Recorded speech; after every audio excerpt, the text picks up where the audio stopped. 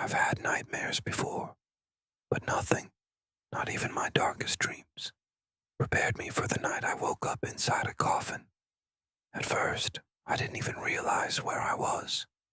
All I felt was darkness, thick, suffocating, pressing against me.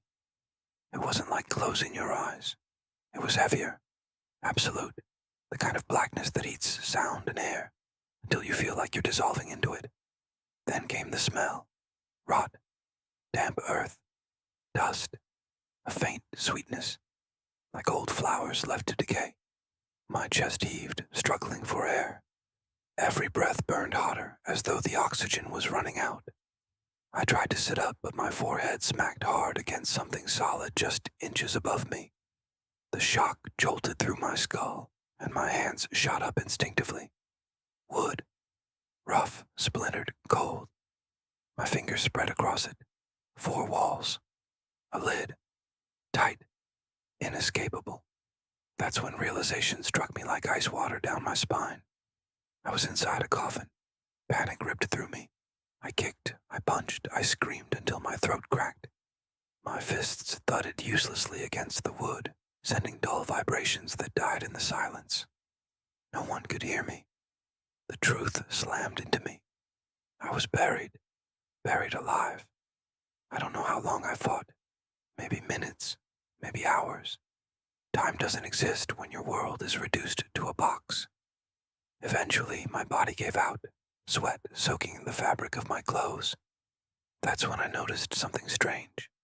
My clothes weren't mine.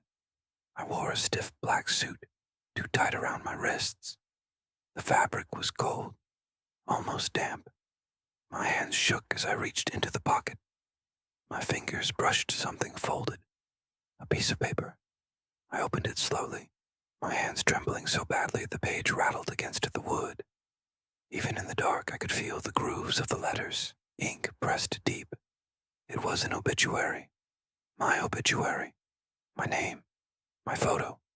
My age. The date of death. 2 days ago. I couldn't breathe. The coffin suddenly felt smaller, tighter, as if the earth was collapsing around me. No, this isn't real. This isn't happening. But then I heard it. Scratching. Faint at first, barely audible. Then louder.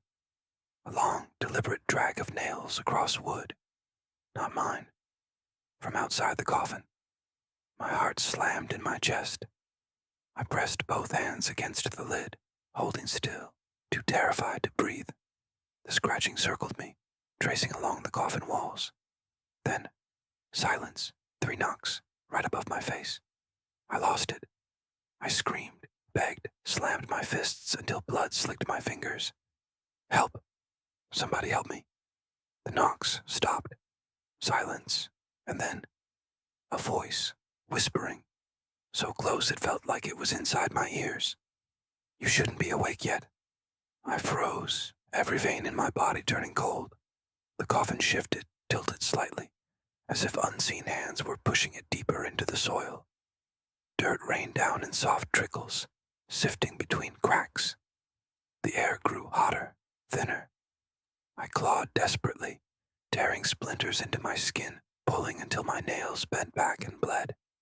My lungs burned, every gasp scraping raw inside me. And then, light. A hairline crack split above me. Moonlight filtered in, pale and silver, cutting through the dirt. With everything left inside me, I shoved. The wood groaned, cracked, until finally, my hand broke through the soil. Cold air hit my skin like knives. I clawed upward, dirt filling my mouth and eyes, until I dragged myself out of the grave. Gasping, choking, I collapsed on the ground. The night was dead silent. I turned. My heart stopped. The headstone, freshly carved, the stone still rough and wet with dust. My name etched deep. My birth date, my death date, 2 days ago. And below it, in smaller letters, rest now. Don't wake again, I stumbled back, trembling, unable to process. My head spun, vision blurring. That's when I felt it. Eyes, watching me. I whipped around. There, behind another gravestone, a figure, Tall, thin, motionless. Its face was hidden, swallowed in shadow, but I could feel its stare piercing me. "Who are you?" I whispered. My voice broke. The figure raised a hand, long pale fingers extended. It pointed at me. The ground around me shifted, dirt cracked, and then I heard it. A chorus of sounds. Hands, dozens of them pushing through the soil, fingernails snapping, skin tearing, graves all around me, opening. The earth heaved as bodies pulled themselves upward, faces slack, eyes hollow. The dead weren't resting. They were waking. I staggered back, my legs giving way. My hands shook so badly I could barely crawl. I wanted to run, but my body wouldn't move. The figure in the shadows tilted its head, and in a voice that crawled into my bones, it whispered the same words again. "You shouldn't be awake yet." And as the dead closed in around me, I realized something worse. I wasn't supposed to escape. I was one of them.